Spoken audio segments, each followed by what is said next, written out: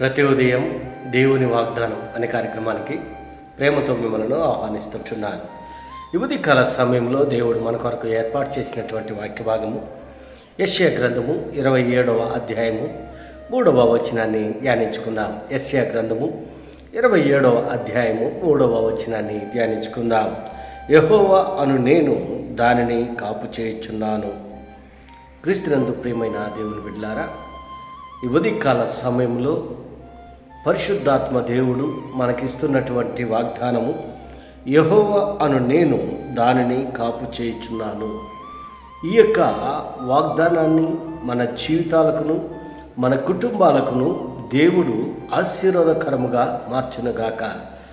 మరి ఈ యొక్క మాటల్లోని అంతరార్థాలని, ఆత్మీయ సత్యాలను మనం గ్రహించినట్లయితే, అర్థం చేసుకున్నట్లయితే, యెషయా ప్రవక్త ఈ యొక్క మాటలు ఇశ్రాయేల్ యొక్క ప్రజలను ఉద్దేశించి దేవుడు యెషయా ప్రవక్త ద్వారా ఈ యొక్క మాటలను మాట్లాడుతూ ఉంటున్నాడు. మరి యెహోవా అను నేను దానిని కాపు చేయుచున్నాను అనగా యెరూషలేము యొక్క పట్టణము, యెరూషలేము యొక్క పట్టణమును గురించి ఈ యొక్క మాటలను మనం కింద భాగంలో మనం గమనించే, ప్రతి నిమిషమున నేను దానికి నీరు కట్టుచున్నాను, ఎవడను దాని మీదకి రాకుండానట్లు దివారాత్రము దాన్ని కాపాడుచున్నాను అని దేవుడు యొక్క యెరూషలేము పట్టణమును గురించి ఇక్కడ మాట్లాడుతూ ఉంటున్నాడు. మరి ఇక్కడ మనం గమనించినట్లయితే కాపు చేయుచున్నాను అనే మాటను మనం చూస్తుంటున్నాము. ప్రతి నిమిషమున నేను దానికి నీరు కట్టుచున్నాను. మరి మొదటి కీర్తన భాగంలో మనం గమనించినట్లయితే, దుష్టుల ఆలోచన చొప్పున నడవక, పాపుల మార్గమున నిలవక, అపహాసకులు కూర్చుండు చోటను కూర్చుండక, యెహోవా ధర్మశాస్త్రమునందు ఆనందించుచు దివారాత్రము దాన్ని ధ్యానించువాడు ధన్యుడు. అతడు నీటి కాలువల యోరన నాటబడినదై ఆకు వాడక తన కాలమందు ఫలమిచ్చు చెట్టు వలె నుండును. అతడు చేయనిదంతయు సఫలమగును అని కీర్తన భాగంలో మనం చూస్తుంటున్నాం. దేవుడు తన ప్రజల పట్లను, మరి ఆయన ప్రేమించేటువంటి వారి పట్లను ఆయన కాపు చేయుచున్నది. కాపు అనగా మరి శత్రువుల నుండి రక్షించటం, సాతాను యొక్క బంధకాలలో చిక్కోకుండా ఆయన ప్రసన్నత, ఆయన కాపుదల మరి తన ప్రజల చుట్టూ ఉంటుంది.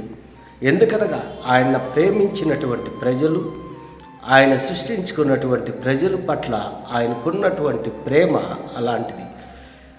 ఆయన అనునిత్యము కాచి కాపాడుతూ ఉంటున్నాడు, ఆయన కాస్తూ ఉంటున్నాడు. ప్రతి నిమిషం నేను దానికి నీరు కట్టుచున్నాను, ఎవడను దాని మీద రాకుండా ఉన్నట్లు దివారాత్రము దాన్ని కాపాడుచున్నాడు.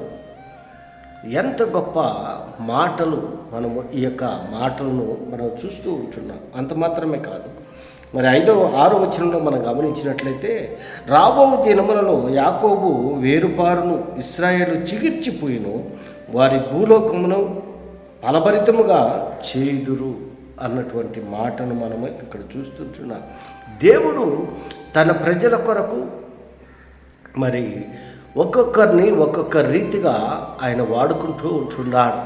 మరి ఇక్కడ యెషయా ప్రవక్తను తన ప్రజల నిమిత్తము, మరి తన ప్రజలను మేల్కొల్పుటకు, తన ప్రజలను మరి సిద్ధపరచుటకు, తన ప్రజలకు దారి చూపుటకు యెషయా ప్రవక్తను దేవుడు వాడుకుంటున్నాడు. ఆయన కాపు చేసేటువంటి దేవుడు, సాతానుకు చిక్కుకోకుండా, అంధకార సంబంధమైనటువంటి చీకటి శక్తులు అలుముకోకుండా ఆయన తన బిడ్డలను ఆయన కాచేటువంటి దేవుడుగా ఉంటున్నాడు. ఇక్కడ మనం గమనించినట్లయితే, మొదటి ఆ దినమున యెహోవా గట్టిదే, గొప్పదే, బలమైన తన ఖడ్గము పట్టుకొనును, తీవ్ర సర్పమైనను మకరమును, వంకర సర్పమైనను మకరమును ఆయన్ను దండించును, సముద్రం మీద ఉన్న మకరమును సంహరించును. ఆ దినమున మనోహరముగు ఒక ద్రాక్ష వనమును దానిని గూర్చి పాడుడి. మరి ఇది రెండవ రాకడ గురించినటువంటి వాగ్దానాలు, రెండవ రాకడ గురించినటువంటి మాటలుగా మనము అర్థం చేసుకోగలము. ఆ దినమున మరి యెహోవా అను నేను దానిని కాపు చేయుచున్నాను. తన ప్రజల చుట్టూ ఆయన కంచె వేస్తూ ఉంటున్నాడు. ప్రతి నిత్యము ఆయన కాచి కాపాడుతూ ఉంటున్నాడు. దేవుని యొక్క వాక్యలో మనం గమనించినట్లయితే ఇశ్రాయేలును కాపాడువాడు కునుకుడు నిద్రపోడంట. ఎందుకనగా తన ప్రజల పట్ల ఆయనకున్నటువంటి ప్రేమ అలాంటిది. క్రీస్తునందు ప్రేమైన దేవుని బిడ్డారా, ఈ ఉదయకాల సమయంలో ఈ మాటలు వింటున్నటువంటి నీవు నేను, ఆయన మనకును మన కుటుంబాలను ఆయన కాపాడుతూ ఉంటున్నాడు. ఆయన కంచె వేస్తూ ఉంటున్నాడు.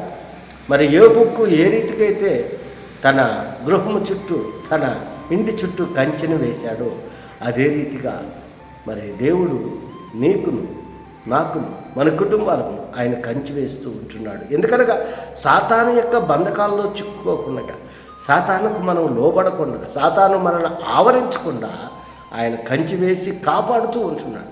అట్టి దేవుణ్ణి మనము మరవకుండా ఆయన ఆరాధించేటువంటి వారిగా, ఆయన మహింపరిచేటువంటి వారిగా నీవు నేను ఉండాలని ఈ కొద్ది మాటల ద్వారా నేను హెచ్చరిక చేస్తుంటున్నాను. దేవుడి యొక్క మాటలను మరెక్కువగా మీకును మీ కుటుంబాలను ఆశీర్వాదకరంగా మార్చునుగాక. ఆమేన్.